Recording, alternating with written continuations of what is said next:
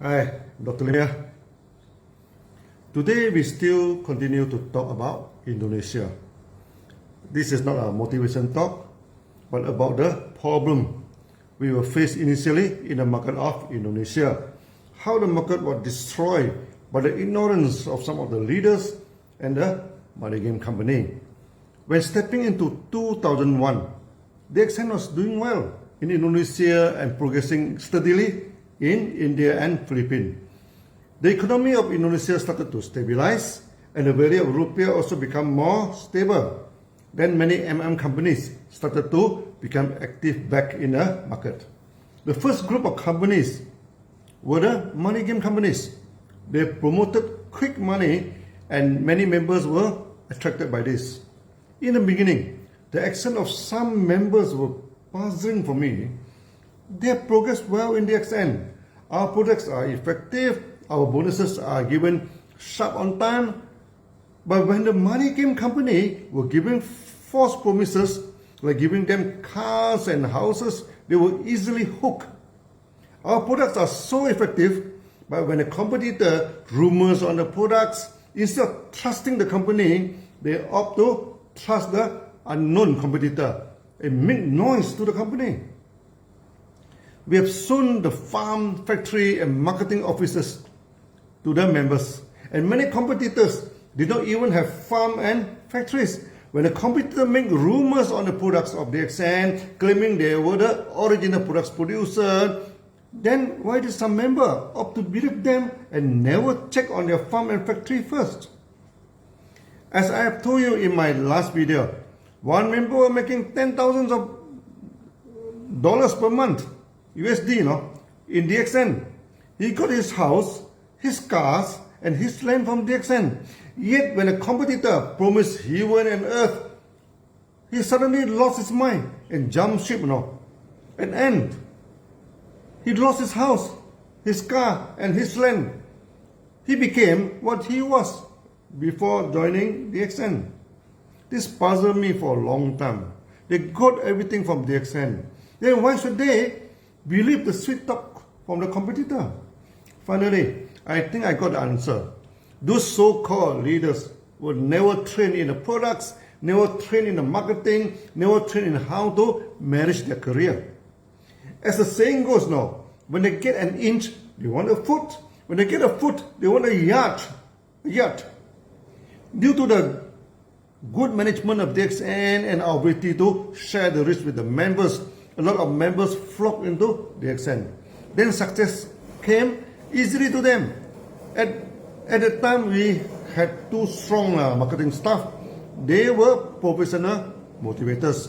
When on the stage, they could talk, sing, and even dance and cheers up the crowd to a frenzy level.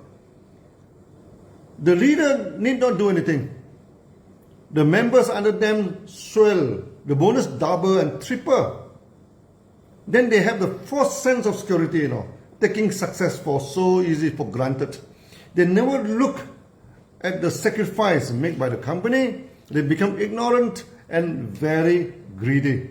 They think that by jumping into other company, they can double and triple the bonus because the competitor keep on saying with the same type of performance in DXN, they can double and triple their bonus. Yet, DXN is already the highest bonus payout company in the market. There is no way the competitor can pay double the bonus and become sustainable.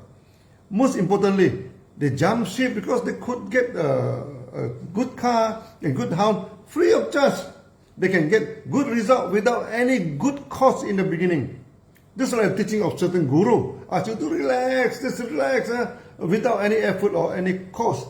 They keep on saying, what is the problem? What's wrong to relax yourself? But of course, there are a lot of problems. How can you relax and enjoy life without any good input, in the cost? Then the effects are not sustainable. It always collapsed. Another thing that puzzled me was when the competitor made rumors that DXN was collapsing, going to shut down, facing a lot of problems, the technology of DXN was fake technology, etc. and etc. Full of defamation. Those so-called leaders have good testimonials with our products and with very good income, Why would they not trusting DXN then? Why did they want to believe the competitor who has nothing to show? At the end of the day, it was greed and ignorance that blinded them. The competitor comes with fanfare and very colorful in making the presentation.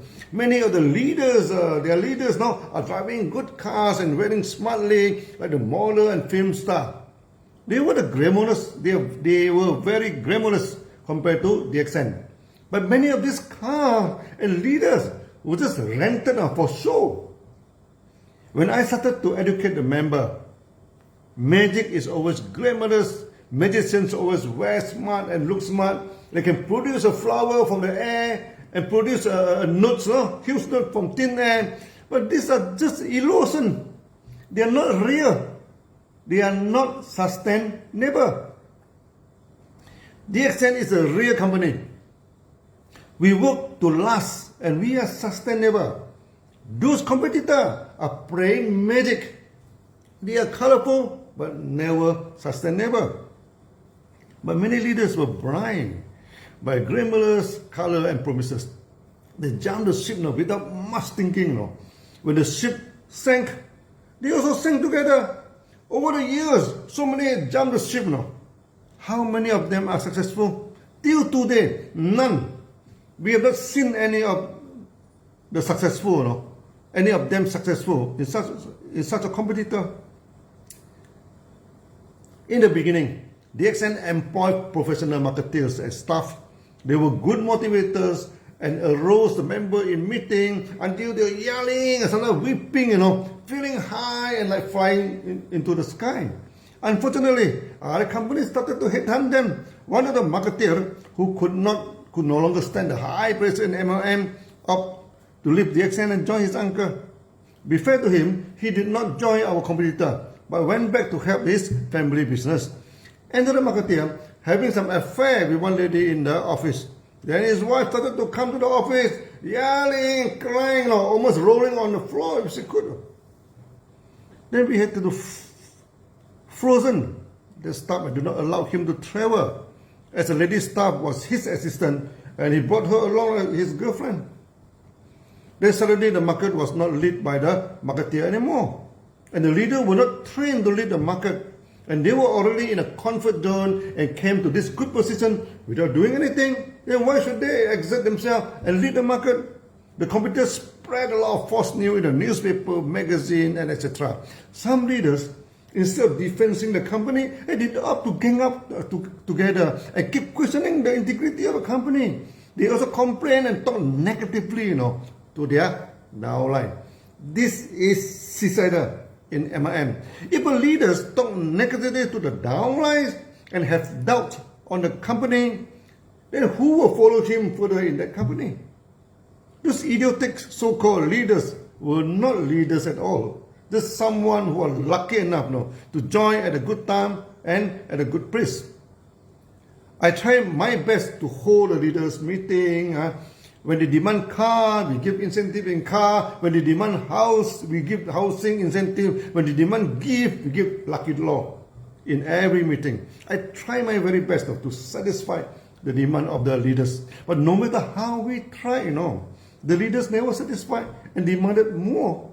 As sitting doing nothing, and expect the company to handle the market for them. Eventually, the market started to decline. At peak, we have 50,000 members join DXN in a month. Then decline to 30,000, then 10,000, then to 1,000. The market simply collapsed. As I told you, failure is the mother of success. So, Indonesian market collapsed and it became the mother of success of all the market in the world and make DXN strong and stable. From the failure in DXN stopped. From the failure in Indonesia, DXN stopped employing any motivator and train the leader themselves to be the motivator. So the leader can lead and motivate the market effectively. I started to tell the story like the coffee talks here. I found real story is the best way for leaders to understand DXN. okay, to agree with us that DXN is a real company, we built to last, we are not a hit and run company. Today, our leaders are the real motivator in the market, and few MMM companies can match them now. Our leaders know DXN well, and no competitor can simply come and make false claims to confuse the leaders again. Today, the market in Indonesia has recovered and once again become one of the major markets. Those competitors and imitators that make so much noise and give so much promise in the market, all of them collapse now, and none of them survive. Those leaders that jumped ship to them sank with the ship. Many of them no longer trusted by the market, and their career in MLM ended. In DXN, we survived, and survived very well. We have emerged as one of the major MLM companies and the largest Gendonama company in the world, while those competitors and imitators were buried deeply in history. DXN looking forward into future, position ourselves well, and gearing to become #1 MLM company in the world. Next video, I'm telling you the story of how we open up the market in Philippines, which is equally dramatic as that of Indonesia. See you then. Bye bye.